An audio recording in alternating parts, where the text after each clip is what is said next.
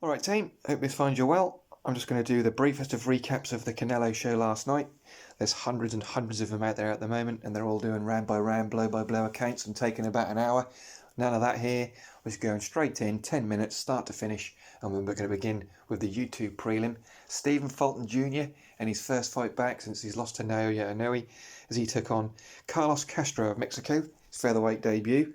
I thought Fulton toughed it out in his featherweight debut against Castro. It wasn't an easy night for the former champ.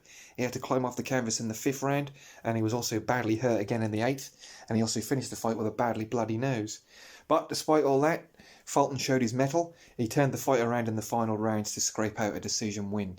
He wasn't as mobile or cerebral as we've seen in the past, but this could be down to a few things. New weight class, the aftermath of his loss to Inoue, a bit of ring rust, or possibly even a combination of all those. But regardless, he showed what he was made of. As for Castro, don't be surprised if he gets another opportunity. After all, if nothing else, PBC, they love a good loser when he's not from the USA. Then we had before that actually, we had a huge upset when Joaquin Villa, Venezuela, and the LVD Sports number 6 ranked welterweight was shockingly sived down in 3 rounds by the undersized and unheralded Ricardo Salas of Mexico.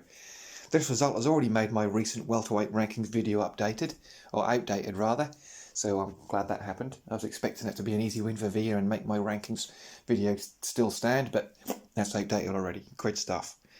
Villa showed no respect for his opponent, clearly thinking Salas was just a human punch bag, but Salas had other ideas.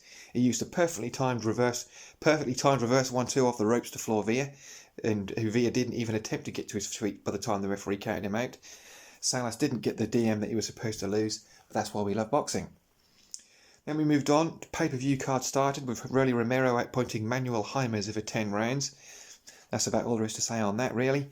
Romero continues to get opportunities and favourable card placement, but I have little idea why, other than the fact that he's got an online following, because it surely isn't his performances inside the ropes that keeps getting him these chances. Next time he goes up against a live body who shares the same size and stature, I think we all know what's going to happen there.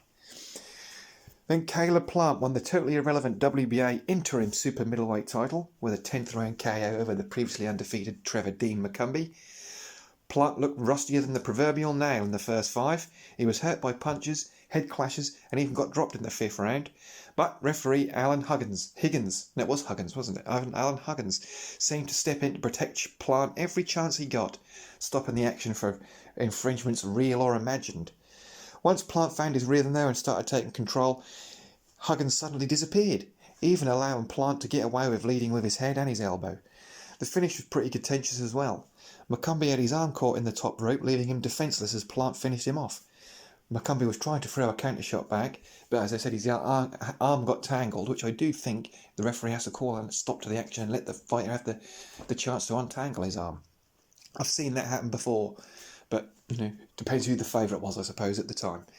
To be fair, the knockout punch did appear to render McCumbee unconscious for a second, but the circumstances surrounding it were somewhat questionable. Despite his performance, Plant remains a fan favourite. His antics outside the ring resonate with fans, and his in-ring showmanship during the fight was a big hit with the live crowd. Then the co-main, the fight which I said was probably the worst one of the show. Ares Landy Lara retained his WBA middleweight title after Danny Garcia's corner retired him after 8. Garcia had just been knocked down before the bell rang, and it was clear he didn't want any part of Lara after the first couple of rounds. Garcia seemed to realise early on that he was up against a bigger, craftier southpaw who was ready to counter everything he threw. Lara was also much sharper and more prepared, and Garcia just couldn't handle him. The punch which knocked Garcia down in the 8th was a thing of beauty, but the writing on the wall was long before that. This was not a fight Garcia was prepared for mentally or physically. And then we moved on to the main event. I thought Canelo looked fired up for this one, and he put on a bit of a show. I thought he had won 10 of the 12 rounds, and the main fact, which I thought was quite intriguing, was that of the power punches that Berlanga landed, more than 50% of them came after the 9th round, when Canelo definitely started to slow down. I thought it was clear that Canelo desperately wanted a stoppage, but Berlanga was huge on the night. If you'd told me he was nearly a cruiserweight, I wouldn't have disbelieved you. There's no way Berlanga was going to be an easy fighter to shift, and that's exactly what happened. You can also see that Canelo's style has adapted. He's no longer fighting for a full 3 minutes of every round like he used to, and he's conserving energy a lot, but he's still one of the very best in the sport. As for his future, it's really whatever he wants it to be. He headlined this event on just 6 weeks' notice and came off a 4-month layoff from his last fight against Jaime Munguia. And that's for an A-listed 4-month turnaround is very good in this day and age. He's 35 now and he's still going strong.